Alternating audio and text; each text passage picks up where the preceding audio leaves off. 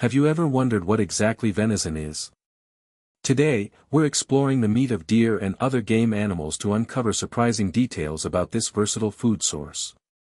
Venison primarily refers to the meat from deer, including white-tailed deer, reindeer, and caribou. It can also come from antelope in South Africa where deer are not native. Venison includes various cuts like roast, sirloin, and ribs.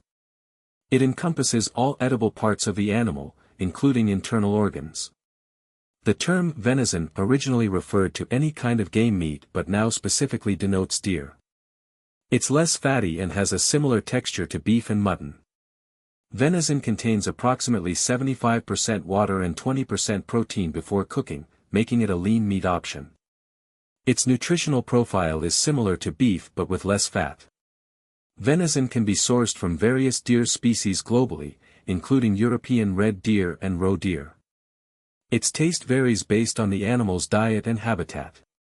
Today you've learned about the broad definition of venison, its nutritional benefits, and how it compares to other meats. It's a versatile meat with diverse culinary applications. So there you have it, the deep dive into venison. What surprised you most about deer meat? Let me know in the comments and don't forget to like and subscribe for more educational content.